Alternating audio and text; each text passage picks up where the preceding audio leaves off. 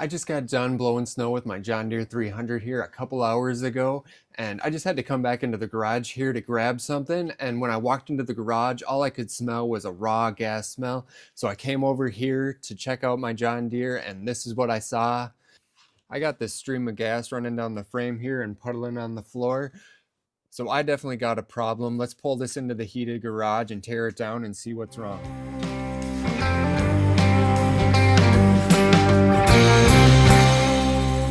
All right, we got the 300 into the slightly warmer garage now, and it was really pouring gas as I was driving there. So let's get this side cover off of here, and then we can dig in and see what the issue is here. Now, in all transparency, I actually do know what the problem is, and I'm sure you guys do too because of the title of the YouTube video you're watching. But originally, when this started happening, it was just a slow trickle, and I actually thought it was carburetor.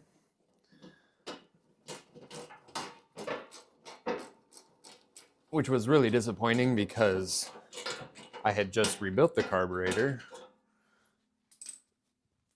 So I was going to be a little upset if I had to do it again because the float was not set right, or because the needle wasn't seating right, or something that was causing the bowl to overflow, which was what I originally thought this was. But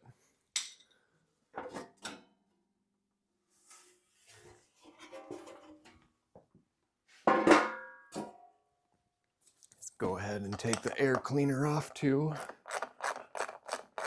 Really need to get a wing nut on this air cleaner.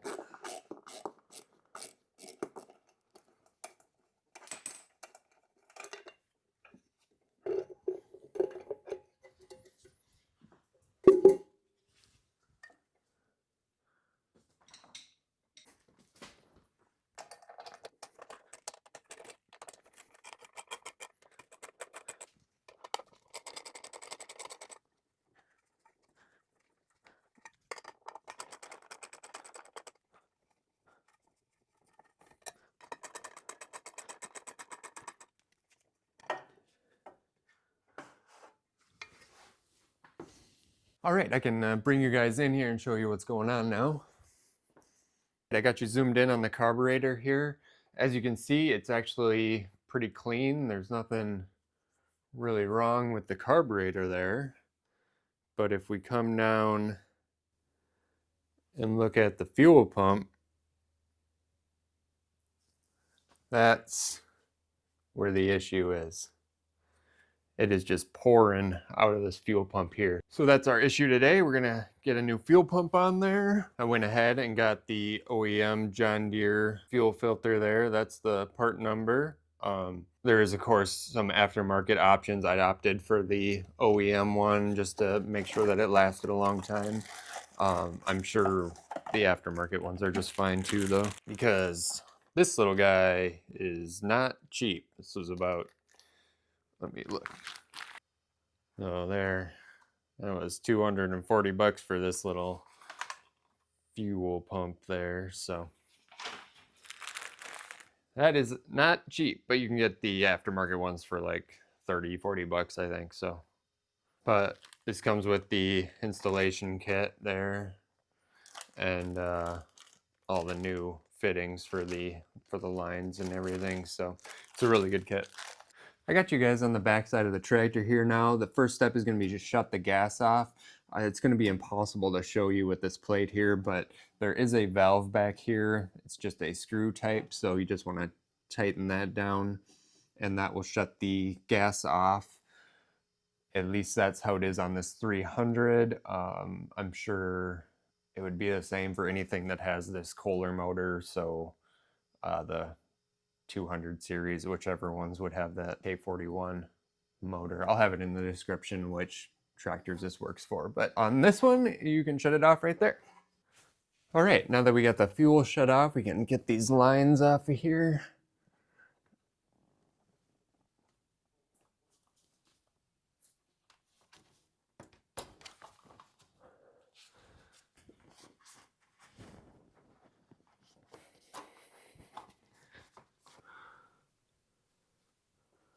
Just gonna try and bend this line up out of the way here.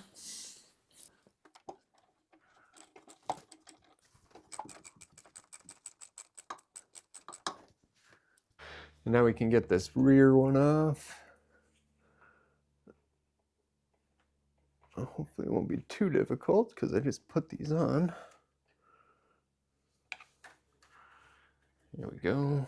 Try and jam that in here to keep it out of the way. Now before we go ahead and take this fuel pump off, I want to clean up the area around here. Obviously it's really full of grime and a bunch of terribleness. So we don't want that stuff going into the block once we get this fuel pump off. So just take some carb cleaner here and just blast this whole area down. I should really have a pan down here to catch all of this debris I'm splashing around, but I guess we're just gonna have to clean that up later.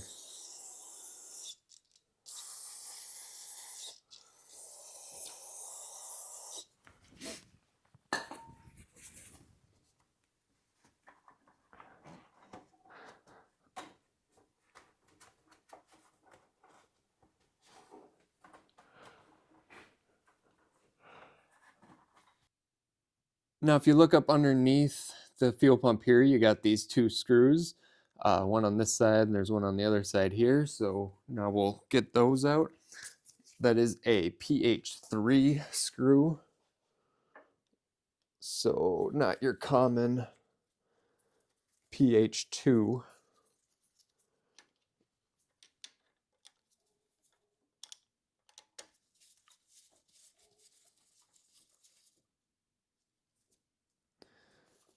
It's just pumping out gas as it's being taken out here.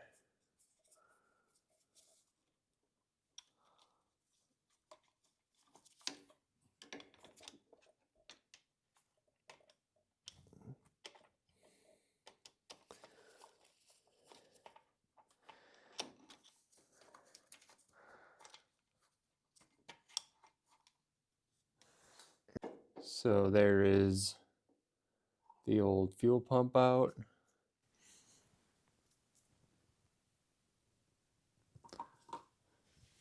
Make sure we remove this old gasket also.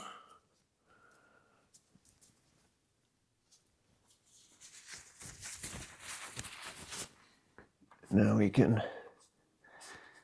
clean that area up. So there you can see why we wanted to clean all that up, because that just goes right into the block there. There's a cam that fuel pump rides on right in there. So here is that lever that goes up inside the block there. It has a cam that pushes up on that lever, and I don't know if you can hear that, but that's what makes your fuel pump. I hope you like my little side cover table that I got set up here. The kit comes with everything that you see here. It has a couple different options for the fuel line. This is a little bit smaller hose fitting there, and that one has the angle on there that we don't need. So we won't be using those. These are the ones we need, just the 90 degrees with the 1/4 inch fitting.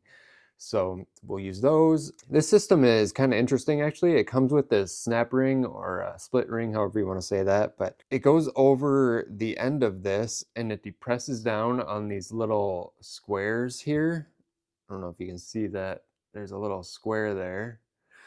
And it depresses those, which widens this up in here. And that allows the fitting to go in there. And then you take this off and it'll reset to this size and hold that fitting in place. So you don't want to just try and jam these fittings in there. You might break it or tear the O-ring or something. That's just, you want to do it how they say. Open up that snap ring, put it on there, depress those pins in there, and then get your fitting in there. So that's what we'll do now. All right, we got our snap ring pliers here. I have to use my larger snap ring pliers here because my a little bit smaller one that fits these holes nicer doesn't open far enough.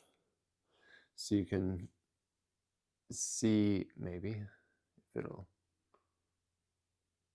so you can see there that the thing doesn't come all the way through like that one does. So it's probably gonna slide off a bunch. Or if you watch to the end, you can see my bloopers of this not working out. All right, now, okay, now that we have the snap ring on there, we can guide it over those squares. It's kind of hard to line this up and keep it into the shot at the same time.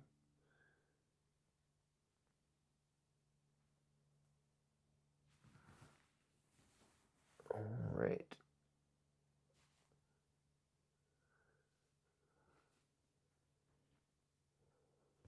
That one's depressed.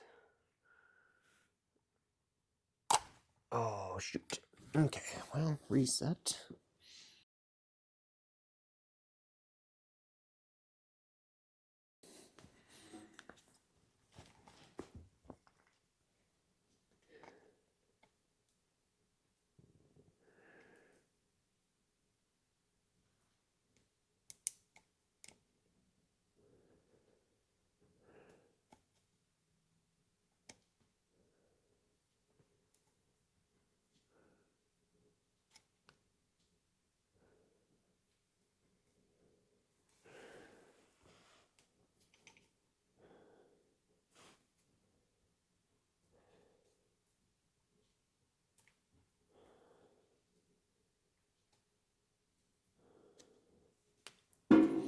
Okay, now that we have the snap ring in place, should just be able to slide our fitting in there. Oh, shoot. And this step you should probably do before you get the snap ring on there. We actually got to coat this O-ring with oil here. So I do have a little thing of oil here.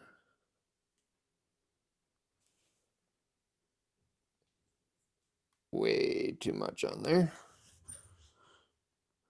So we got some oil on that O-ring, that snap ring holding that. I don't know if you can see that very well. So that holds that ring open in there. And then we can slide the fitting in there. All right, we got the fitting in there, and then you can see here that it's got a bunch of teeth around here and then little spots there that the fitting sits into. So we just want to make sure we got that pointed straight down in a 90 degree, get that clocked right, and then just get it set in there all the way. All right, so we got that clock just a little angle out to the outside of the motor. The fuel line comes in at a little bit of an angle there, so that'll just kind of help getting the fuel line on a little easier. So now we're able to take this ring back off.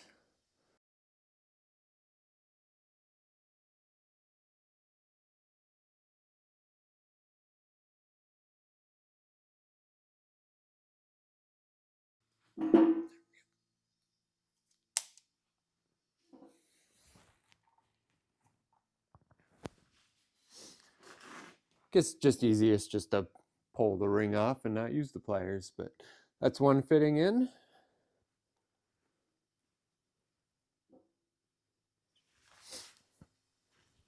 Now we can get this other one.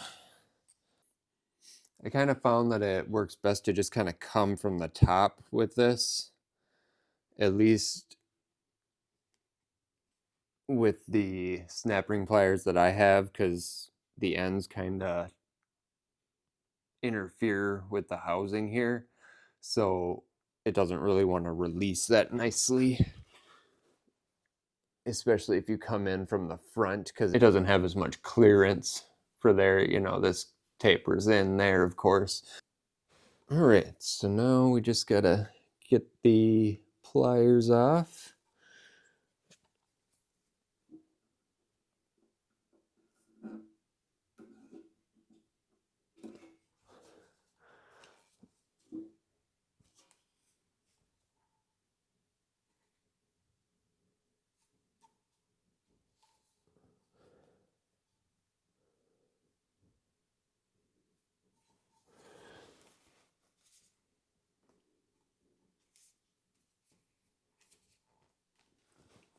A better set of snap ring pliers might make this a little bit easier.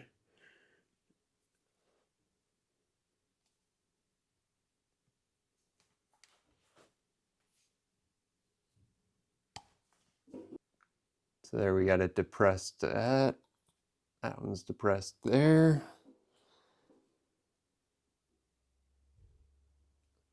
Slightly less oil this time. And now we want this one to be going truly straight up, because we don't have as much flexibility in the fuel line this way.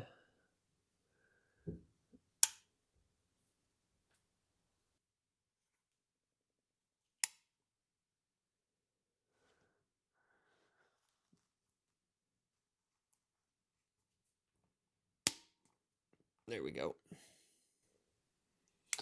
There we go. You got that nice and straight up and down there. It does have little marks at the 90-degree spots all the way around, so you do know where to put it to get it straight up and down. And then we'll just go ahead and pull the snap ring pliers off. And there we have it. Set up just like the old one. Next step is to get the gasket put on. I'm gonna put a little bit of oil on the gasket as well. Just kind of hold it in place. Make sure you get a good seal on there.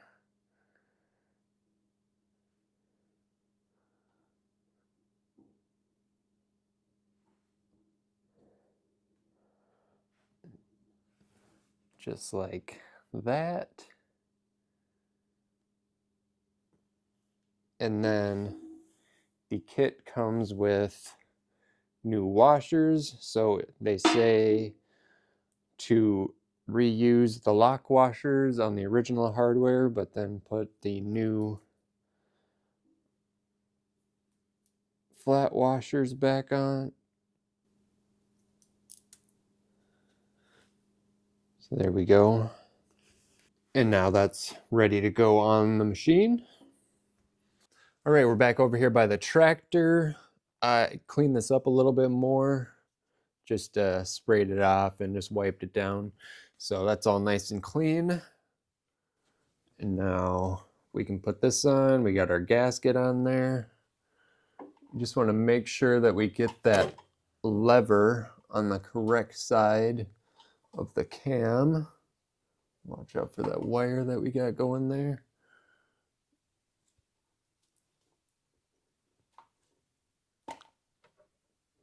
And that'll just sit right there.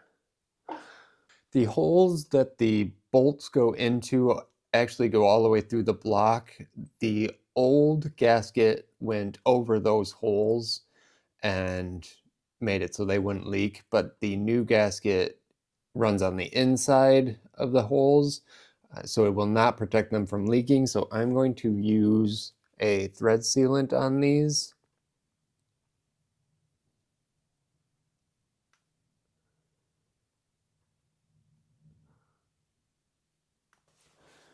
It didn't say anywhere in the directions to do that, but I just feel like it's gonna be necessary for these not to leak.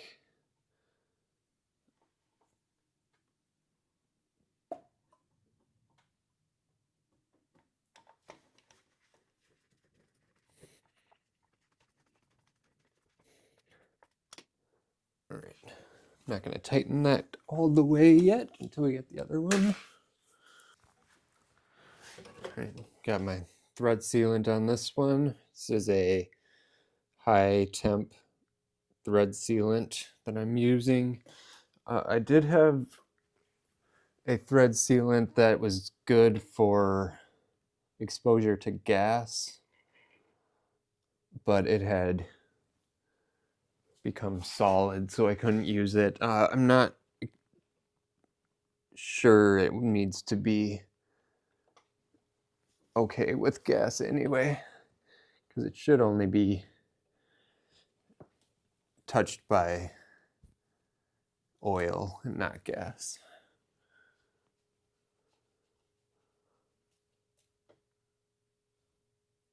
So I think the high temp is more important.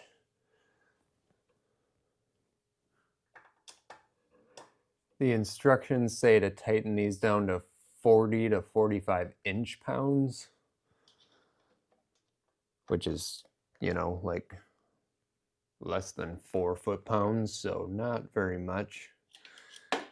So if you're concerned about torque specs, you can torque them to that. I think we'll just get them snug. You just got to make sure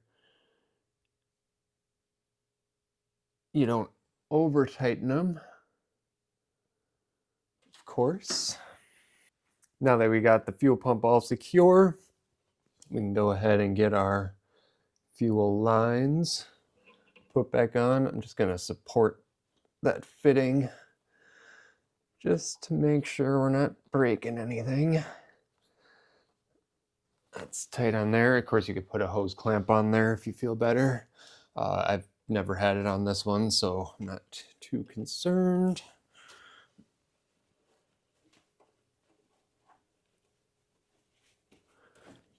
Get this rear line put on there. It's gonna be a little bit more tricky because I don't have as much room to work.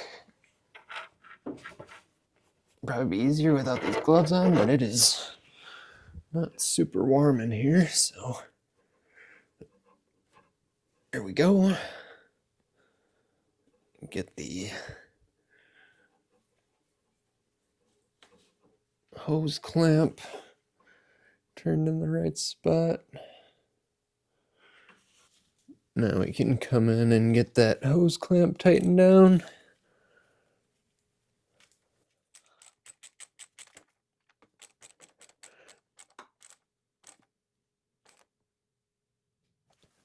And that should be all set there. We're all good.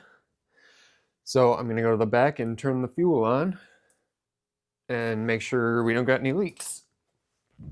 All right, I've got the fuel on. Now it's been sitting for a little bit. I don't see any leaks yet, but we'll go ahead and turn the motor over and get the fuel pump in through here. Make sure we don't got any leaks before we put this all back together. Okay, I pulled the spark plug off just so it won't start. I just want to turn the motor over.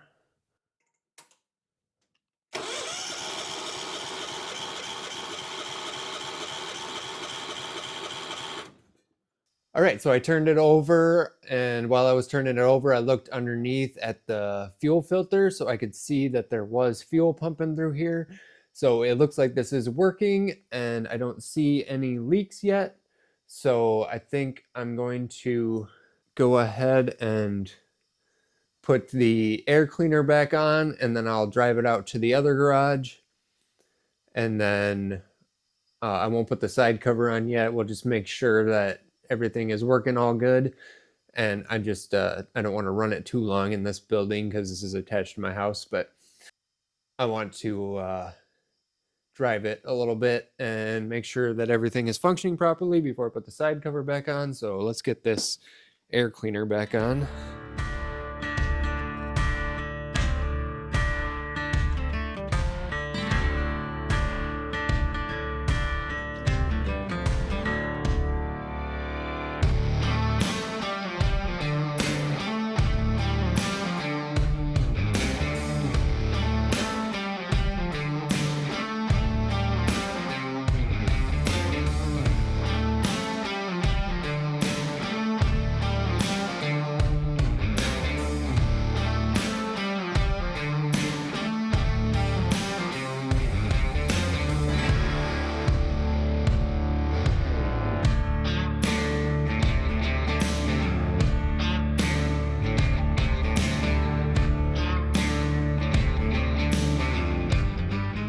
All right, moment of truth. Let's see if this starts up again. I got the spark plug wire back on there.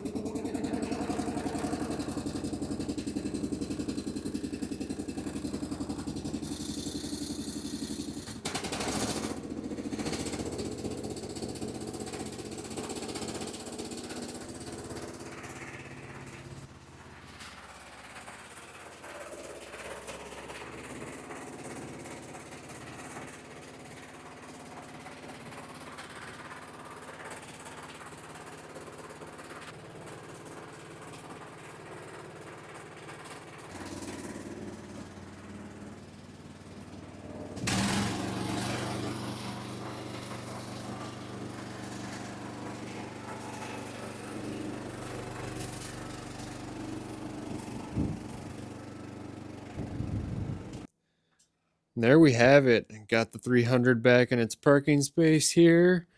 And as you can see, we got the new pump right there and no leaks. No new drips on the ground there. No stream, no flooding down this frame here. Looks like we got our problem solved. So that's all it takes to swap out a fuel pump on one of these John Deere 300s. If you liked the video, if you learned something, please like and subscribe. If you want to learn more about this tractor, I got a playlist right here, but it's like 10 degrees out here, so I got to get the side cover back on and get inside. So appreciate you watching. Thank you so much.